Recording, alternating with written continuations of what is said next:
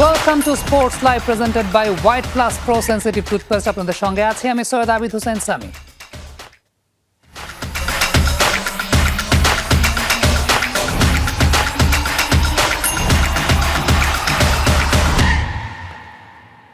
কথা দিয়েও কথা রাখলো না, টিম আর্জেন্টিনা রাখেনি। বেস ক্যাম্পে কানসাস সিটি ছেড়ে প্রথমবার ডালাসে প্র্যাকটিসের কথা থাকলেও শেষ মুহূর্তে সিদ্ধান্ত বদল আলবিসেলেস। তাদের আনুষ্ঠানিক ঘোষণা না এলেও এমন খবর ভেসে বেড়াচ্ছে দেশটির গণমাধ্যমে। এদিকে জর্ডানের বিপক্ষে নিয়ম রক্ষার ম্যাচেও খেলবেন লিওনেল মেসি, তবে একাদশে আসবে বড় সড় পরিবর্তন। যুক্তরাষ্ট্র থেকে আর্জেন্টিনা দলের খবর জানাচ্ছেন সহকর্মী মুজনে বিন তারেক। নিজের ৩৯তম জন্মদিনটা এত মধুর হবে সেটা হয়তো খোদ লিওনেল মেসির ভাবনাতেও ছিল না। বিশ্বকাপের প্রথম ২ ম্যাচ শেষে নিজে উঠছে তার দল আর্জেন্টিনা। সর্বোচ্চ ৫ গোল করে গোল্ডেন বুটে দৌড়ে আছেন শীর্ষে। গ্রুপ চ্যাম্পিয়ন হয়ে নকআউট স্টেজে আগেই পা রেখেছে আলবিসেলেস তারা। জর্ডানের বিপক্ষে নিয়ম রক্ষার ম্যাচেও অনুশীলনে বেশ সিরিয়াস এলেমটেন। জন্মদিনের আনুষ্ঠানিকতা শেষে আগের মতোই ঘাম ঝরালেন সতীর্থদের সঙ্গে। কোচ স্কালোনি ইঙ্গিত দিয়ে রেখেছেন এই ম্যাচে একাদশে আসবে বড় সড় পরিবর্তন। তাই সবার মনে প্রশ্ন, পরিবর্তনের তালিকায় থাকবে কি মেসির নাম? থাকবেন কি শুরুর একাদশে, নাকি খেলবেন বিকল্প হিসেবে? আর্জেন্টিন গণমাধ্যমের খবর সেই সম্ভাবনা খুবই কম। দলের সেরা অস্ত্রকে রেখেই একাদশ সাজাবেন স্কালোনি, যার বড় কারণ গোল্ডেন বুটের রেসে যেন পিছিয়ে না পড়েন ফুটবল জাদুকর। তবে জর্ডানের বিপক্ষে ম্যাচে দেখা যেতে পারে বিশ্বকাপে অভিষেকের অপেক্ষায় থাকা ৭ ফুটবলারকে, যার মধ্যে আছেন জিওভানি, নিকোপাস, সিমিওনে, লোপেজ, বার্কো, গোলরক্ষক রুল্লি ও মুসা। তবে আক্রমণ ভাগে শুরুর একাদশে হুলিয়ান আলভারেজের খেলা এক প্রকার নিশ্চিত। ডিফেন্সে রোমেরোর জায়গায় ওতামেন্দি, মলিনার পরিবর্তে ফিরতে পারেন মন্টিয়েল। মাঝ মাঠে পরীক্ষিত ডিপল, ম্যাকঅ্যালিস্টার, এনজো ফার্নান্দেজ ত্রয়ীকে বিশ্রাম দিতে পারেন স্কালোনি। জিওভানি, পারদেসদের ঝালিয়ে নেওয়ার মঞ্চ হতে পারে জর্ডান ম্যাচ। আর মেসির পরিবর্তে মাঠে নামতে মুখিয়ে নিকোপাস। বিশ্বকাপে প্রথমবারের মতো কানসাস সিটি ছেড়ে অন্য কোনো শহরে অনুশীলন করার কথা ছিল আর্জেন্টিনার, যেটি ডালাসে তারা প্রথমবারের মতো অনুশীলন করবে ম্যাচের আগের দিন। কিন্তু আর্জেন্টিন গণমাধ্যমের খবর সেই সম্ভাবনাও নাকি ক্ষীণ। এই সিদ্ধান্ত নাকি পরিবর্তন আসতে যাচ্ছে, অর্থাৎ কানসাস সিটিতে অনুশীলন শেষ করে শুধুমাত্র ম্যাচের আগের দিন প্রি ম্যাচ কনফারেন্সে অংশ নেবে আর্জেন্টিনার দল, তারপর সরাসরি ম্যাচ খেলতে মাঠে নেমে যাবে। মুজনে বিন তারেক, যমুনা স্পোর্টস, ডালাস, যুক্তরাষ্ট্র। স্কটল্যান্ডের এগেইনস্টে ম্যাচে ভিনিসিয়াস জুনিয়রের করা একটি গোল ভিএআর এর সহায়তায় বাতিল করেন রেফারি। ব্রাজিলের গণমাধ্যমের খবর, সেই বাতিল হওয়া গোল নিয়ে ফিফার কাছে আনুষ্ঠানিক প্রতিবাদ জানিয়েছে ব্রাজিল। শুধু তাই নয়, অভিযোগ শক্ত করতে অস্ট্রিয়ার বিপক্ষে মেসির একটা গোলকে রেফারেন্স হিসেবে দাঁড়া করিয়েছে দলটি। চলতি বিশ্বকাপে অসাধারণ ফর্মে আছেন ভিনিসিয়াস জুনিয়র। ৩ ম্যাচের ৩টাতেই ম্যাচ সেরা। এরই মধ্যে করে ফেলেছেন ৪টা গোল। সুযোগ পেয়েও শেষ ম্যাচে করতে পারেননি হ্যাটট্রিক। ফলে ১৯৫৮ বিশ্বকাপে পেলের করা হ্যাটট্রিকের পর আর কোনো ব্রাজিলিয়ানের হ্যাটট্রিক করার রেকর্ড ছোঁয়া হলো না ভিনির। ভিনির হ্যাটট্রিক না হওয়ার পেছনে ২ কারণ। প্রথমত, অন্তত ২টো সুযোগ তিনি মিস করেছেন, আর দ্বিতীয়ত রেফারির বিতর্কিত সিদ্ধান্ত। ম্যাচের ২৪ মিনিটে ভিনির করা একটা গোল ভিএআর এর সহায়তায় বাতিল করেন রেফারি সেসার আর্তুরো রামোস। মেক্সিকান সেই রেফারির সিদ্ধান্ত নিয়েই ফুটবল পাড়ায় আলোচনা কম না। এবার ব্রাজিলের গণমাধ্যমের খবর, ভিনির সেই বাতিল হওয়া গোল নিয়ে ফিফার কাছে আনুষ্ঠানিক প্রতিবাদ জানিয়েছে ব্রাজিল। শুধু তাই না, অভিযোগ শক্ত করতে অস্ট্রিয়ার বিপক্ষে মেসির একটা গোলকে রেফারেন্স হিসেবেও দাঁড়া করিয়েছে দলটা। ব্রাজিলের গ্রুপ পর্বের শেষ ম্যাচে স্কটিশ ডিফেন্ডার জ্যাক হেনরির কাছ থেকে বল নিয়ে গোল করার সময় হেনরিকে পেছন থেকে পা বাড়িয়ে বল কেড়ে নেন ভিনি। হাত দিয়ে জার্সি টেনে ধরে ভিনিকে আটকাতে গিয়ে পড়ে যান হেনরি। পরে ভিএআর দেখে রেফারি জানান হেনরি না, বরং ভিনিই ফাউল করেছেন। গোল বাতিল না হলে সে ম্যাচে হ্যাটট্রিকও হতো ব্রাজিল সুপারস্টারের। এরপরই ফিফার কাছে প্রতিবাদ জানায় ব্রাজিল ফুটবল ফেডারেশন। সেক্ষেত্রে মেসির গোলের প্রসঙ্গ তারা টেনে এনেছে। অস্ট্রিয়ার বিপক্ষে মেসির 38 মিনিটের গোলের বিল্ড আপে অস্ট্রিয়ার ফুটবলারকে Argentine midfielder Alexis MacAllister tackle করলেও রেফারি খেলা চালিয়ে যাওয়ার নির্দেশ দেন। সেই আক্রমণ থেকে মেসি গোল করার পর অস্ট্রিয়ার খেলোয়াড়দের প্রতিবাদও আমলে নেওয়া হয়নি। এই ঘটনায় রেফারেন্স হিসেবে টেনেছে ব্রাজিল। গ্রুপ চ্যাম্পিয়ন হয়ে রাউন্ড অফ 32 নিশ্চিত করেছে ব্রাজিল। এই ম্যাচে দলটার প্রতিপক্ষ জাপান। আফনান পিয়াল, যমুনা স্পোর্টস। এবার আজকের বিশ্বকাপ ম্যাচ গ্রুপ জি এইচ-আই থেকে দুটি করে match. Norway France, Uruguay Spain মাঠে নামছে 27 জুন রাত 1টা। নরওয়ে ফ্রান্স 27 জুন রাত 1টা, সেনেগাল ইরাক এবং ভোর 6টায় কেপ ভার্দে সৌদি আরব এবং আবারও ভোর 6টায় আরও একটা ম্যাচ আছে উরুগুয়ে স্পেন। 27 জুন সকাল 9টায় নিউজিল্যান্ড বেলজিয়াম এবং সকাল 9টায় আরও একটা ম্যাচ মিশর এবং ইরানের মধ্যে। কেউ ভাবেনি তারা পারবে, সবাই লিখেছিল বিদায়ের এপিটাফ, কিন্তু বিধাতা ইকুয়েডরের কপালে এঁকেছিলেন সৌভাগ্যের টিকা। 4 বারের বিশ্ব চ্যাম্পিয়ন জার্মানিকে স্তব্ধ করে নকআউট পর্বে লাতিন আমেরিকান প্রতিনিধিরা। ঘটল 20 বছরের অপেক্ষার অবসান, ঐতিহাসিক জয়ে উৎসবে ভাসছে ইকুয়েডর। বাকিটা রিপোর্টে দেখে নেব।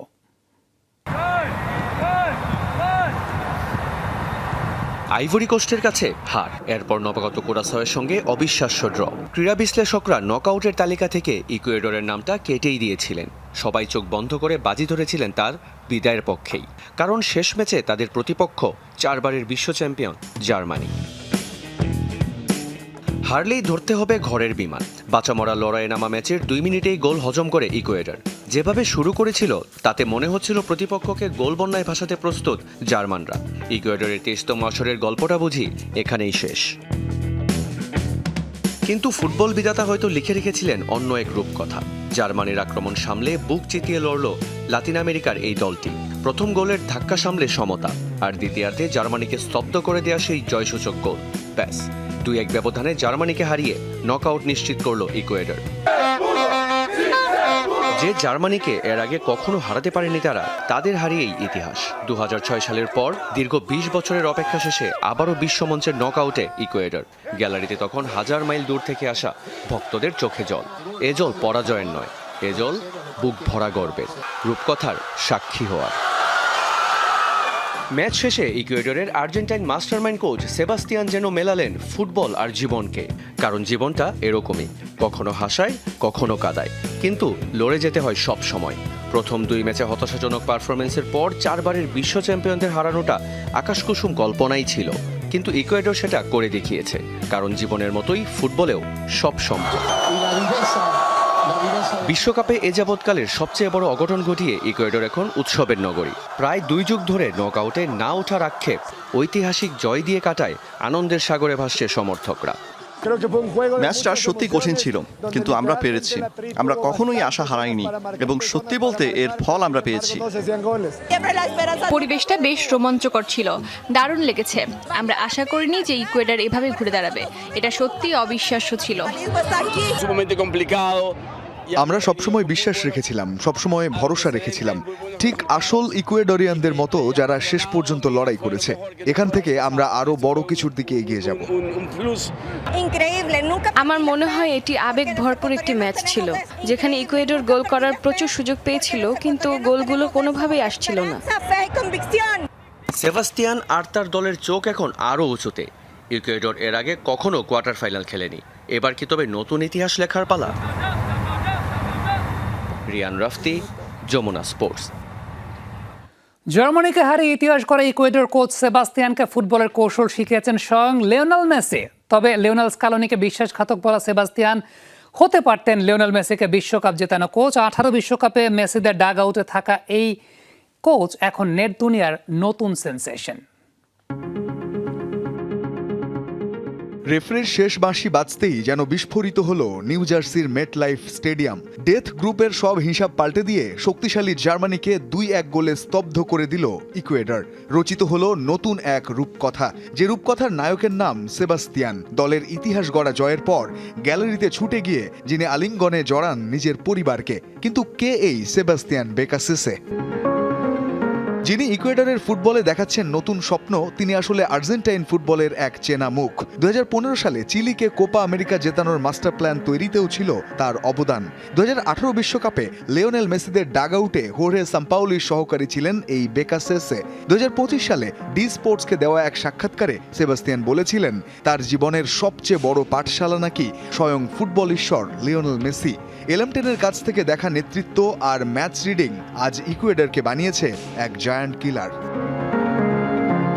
তবে সেবাস্তিয়ান হতে পারতেন লিওনেল মেসিরও কোচ। 2018 সালে সাম্পাওলির 3 জন সহকারী ছিলেন, পাবলো আইমার, লিওনেল স্ক্যালোনি আর এই সেবাস্তিয়ান।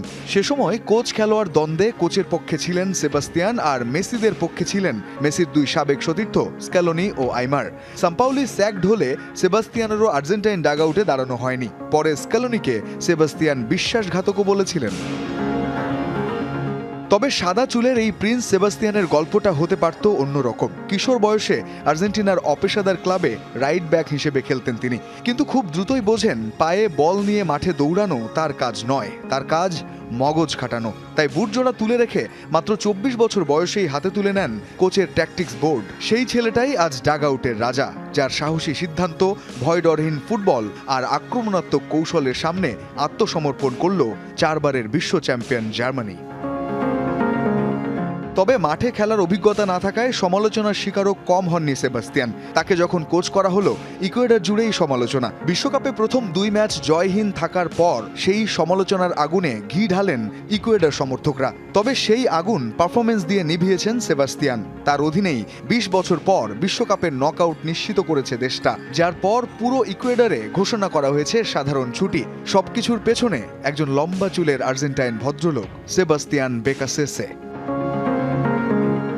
রঞ্জন শান্ত, যমুনা স্পোর্টস। 26 বিশ্বকাপে ব্রাজিল জার্মানিরা যখন গ্রুপ পর্বে ঢুকছে, তখন লিওনেল মেসির জাদুকরী ফর্মে উড়ন্ত সূচনা করেছে আর্জেন্টিনা। তবে গ্রুপ পর্বের এই অতি আধিপত্য কি নকআউটের আগে কোনো আসনি সংকেত? ইতিহাস এবং মেসি নির্ভরতার ঝুঁকি বিশ্লেষণ থাকছে এবারের প্রতিবেদনে।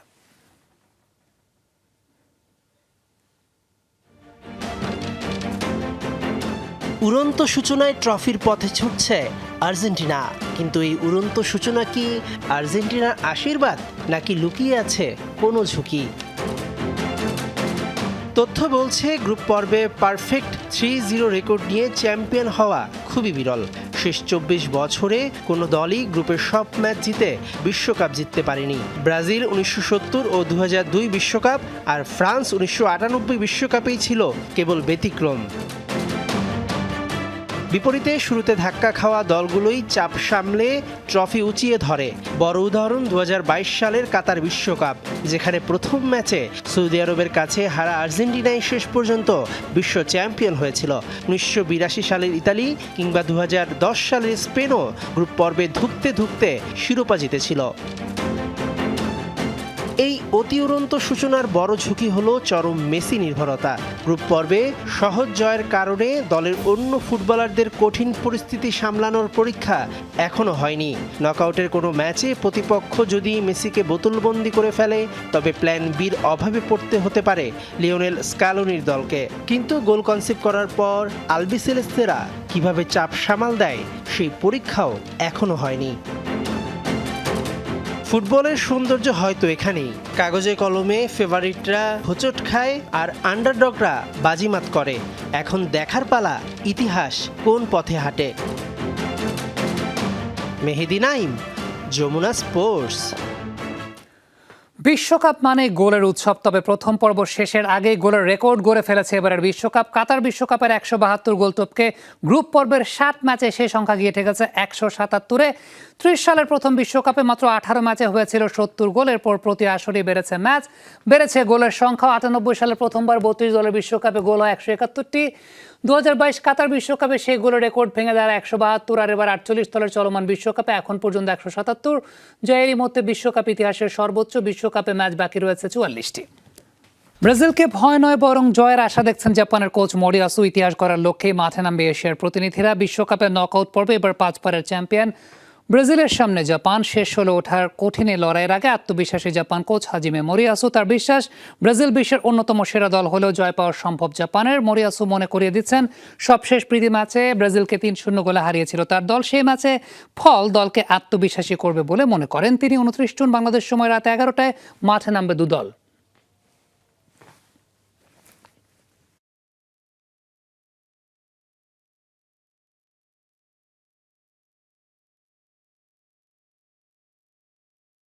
বিশ্বকাপের ফাইনালে লিওনেল মেসির বিপক্ষেই খেলার স্বপ্ন স্পেনের তরুণ ডিফেন্ডার পাও কুবার্সির। শৈশবের নায়কের প্রতিপক্ষ হিসেবে পেলে সেটাই হবে তার স্বপ্ন পূরণের জায়গা। স্পেনের তরুণ ডিফেন্ডার পাও কুবার্সি জানিয়েছেন, ছোটবেলা থেকেই তার আদর্শ লিওনেল মেসি। তাই বিশ্বকাপের ফাইনালে যদি মেসির বিপক্ষে মাঠে নামার সুযোগ আসে, সেটাই হবে তার জীবনের অন্যতম সেরা মুহূর্ত।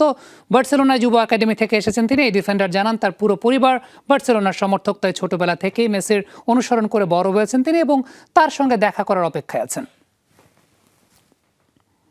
একদিন তো থামতেই হয়। বিশ্বকাপ শেষে বুটজোড়া তুলে রাখার সিদ্ধান্ত জানিয়ে দিয়েছিলেন মেক্সিকোর কিংবদন্তি গোলরক্ষক ওচোয়া। গ্রুপ পর্বে চেক প্রজাতন্ত্রের বিপক্ষে ম্যাচের 77তম মিনিটে বদলি হিসেবে মাঠে নেমে শেষবারের মতো রক্ষা করেছেন দলের দুর্গ।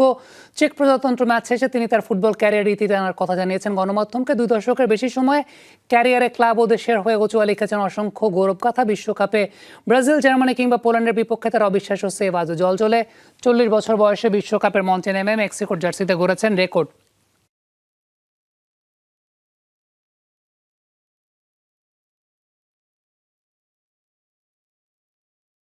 স্পেনের বিপক্ষে বাঁচা মরার ম্যাচের আগে অস্থির উরুগুয়ে শিবির। কোচ বিয়েলসার বিরুদ্ধে বিদ্রোহ করেছেন দলটির ফুটবলাররা। দেশটির একটি রেডিও প্রতিবেদনে দাবি করা হয়েছে, ফেদেরিকা ভালভার্দে সহ কয়েকজন সিনিয়র ফুটবলার কোচের প্রশিক্ষণ পদ্ধতি এবং কৌশল নিয়ে আপত্তি তুলেছেন। খেলোয়াড়দের অভিযোগ, অতিরিক্ত প্র্যাকটিসের কারণে দলে বেড়েছে চোটের সংখ্যা। তবে এসব দাবিতে সাড়া না দিয়ে নিজের পরিকল্পনাতে অটল বিয়েলসা, যদিও পুরো বিষয়টি নিয়ে এখন পর্যন্ত আনুষ্ঠানিকভাবে কোনো মন্তব্য করেননি কোচ।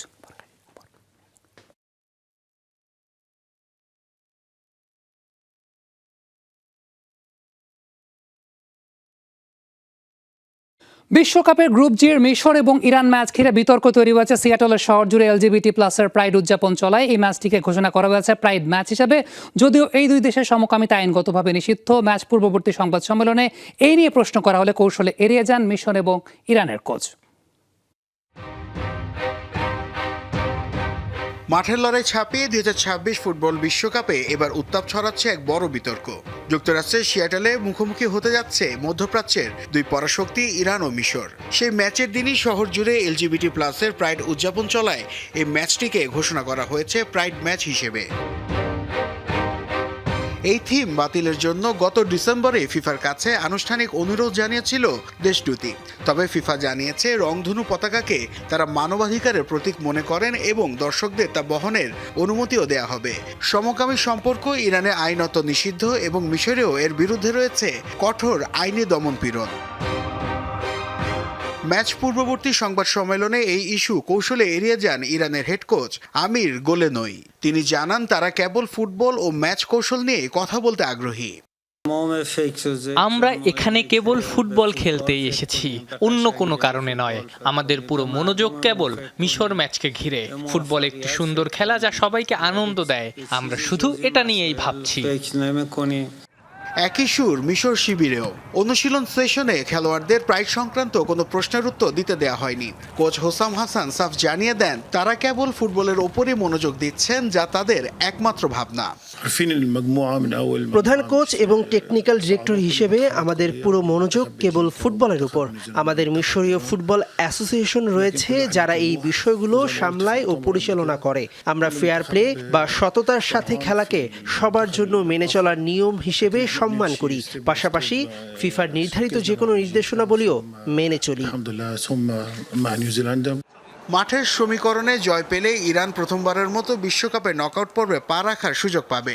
যদিও মার্কিন নিরাপত্তা, বিধিনিষেধ ও ভ্রমণ জটিলতা কাটিয়ে ওঠা তাদের জন্য সহজ ছিল না। সব বাধা পেরিয়ে লুমেন ফিল্ডে ফুটবলীয় শ্রেষ্ঠত্বের পাশাপাশি এক অদৃশ্য আদর্শিক লড়াইয়ে নামছে দুই দল। নাসিফ শুভ, যমুনা স্পোর্টস। এই ছিল আজকের স্পোর্টস লাইভ। এতক্ষণ আমাদের সঙ্গে থাকার জন্য সবাইকে ধন্যবাদ।